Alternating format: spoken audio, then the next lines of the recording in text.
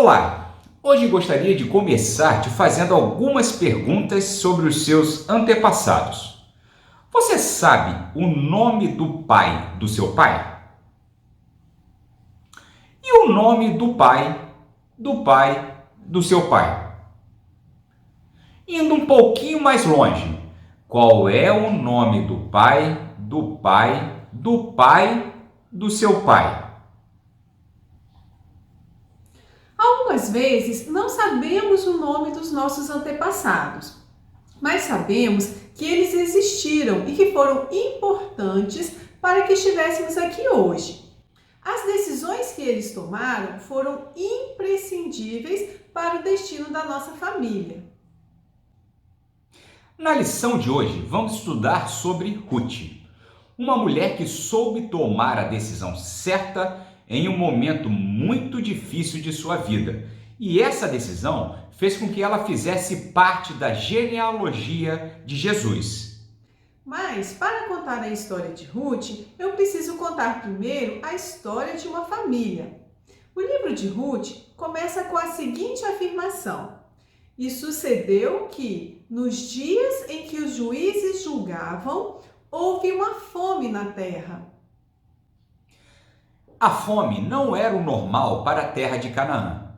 Era o resultado da infidelidade do povo de Israel. Naqueles dias, uma certa família morava em Belém de Judá. Eram efrateus, ou seja, da tribo de Efraim. Elimeleque, sua esposa Noemi e seus filhos Malom e Quilion. O que fez Elimeleque? Por causa da fome, ele deixou Belém, que significa casa de pão, e foi para Moabe, que era uma cidade pagã e inimiga do povo de Deus. O que eu faço quando a dificuldade chega? Busco a Deus e fico firme em Belém ou fujo para Moabe? Durante os 10 anos de permanência em Moabe, os filhos de Elimeleque se casaram com mulheres moabitas. E o marido e os 2 filhos de Noemi morreram, deixando viúvas a mãe da família, Noemi, e as suas noras, Ruth e Orfa. O momento de perda é um momento de decisões. As 3 integrantes da família que ainda restavam vão tomar decisões que mudarão o destino de cada uma delas. Noemi resolve então voltar para sua terra e para os seus parentes, pois a fome em Belém havia cessado. Orfa, orientada por Noemi, resolve ficar em Moabe, mas Ruth insiste em acompanhá-la. Vejam o que Ruth responde à sua sogra: Onde quer que tu fores, irei eu, e onde quer que pousares à noite, ali pousarei eu. O teu povo é o meu povo, o teu Deus é o meu Deus. Onde quer que morreres, morrerei eu, e ali serei sepultada. As dificuldades tendem a nos fazer desistir, mas nós que somos cristãos já assumimos um compromisso de caminhar com Cristo em qualquer circunstância. Vamos pensar um pouco em Ruth. Ruth era mulher e estrangeira. E pior, era do povo que oprimia Israel por 18 anos. Os judeus não davam importância às mulheres e aos estrangeiros. Ruth tinha essas 2 características. Não é pelos fatos que nos acontecem que podemos ser taxados de coitados.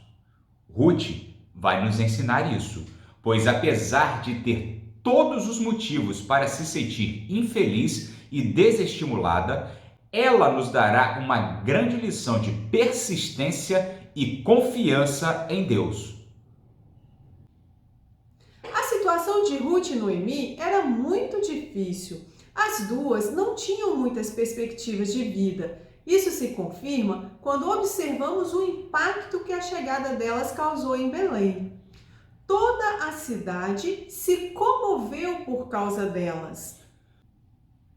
Ruth ficou sentada chorando, se achando a pior de todas as pecadoras? Não, ela foi à luta. Foi colher espigas e a sua história chamou a atenção de um homem chamado Boaz. Boaz era parente de Noemi e ficou tão impressionado com as atitudes de Ruth que resolveu se casar com ela. Havia um costume antigo em Israel que possibilitava um cunhado ou parente próximo unir-se à viúva para dar continuidade à linhagem. Era o casamento por levirato. E foi isso que Boaz fez. Casou-se com Ruth e dessa união nasceu uma criança. O nome da criança era Obed e através dela a linhagem vai continuar. Obed foi pai de Jessé e avô de Davi. Muitos anos depois vai nascer aquele que é conhecido como filho de Davi. Quem era ele? Jesus. Ruth era moabita, mas decidiu por vontade própria fazer parte do povo de Deus, acompanhando Noemi para Canaã. Por isso, foi uma pessoa tão especial. Algumas lições que podemos aprender com Ruth. Primeiro, Ruth se comprometeu não apenas com Noemi, mas com o seu Deus. Segunda lição. Apesar de sua situação, Ruth não chora por aquilo que não tem, mas recomeça a partir de suas possibilidades. Terceira lição. Quando Deus entra na situação, o impossível se torna possível. O improvável acontece. Quarta lição. Nos momentos difíceis, parece que tudo terminou, mas só parece. A vida não acabou, a sua história continua.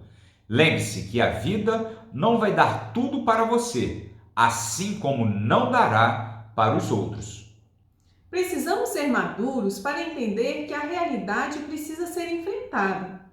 E mesmo que ela não seja tão boa, pode nos levar para um lugar muito melhor.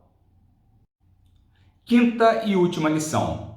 Não devemos perder a esperança, mesmo que as circunstâncias pareçam difíceis. A providência de Deus sempre se manifestará no momento certo. Creia nisso. Até semana que vem! Tchau, tchau!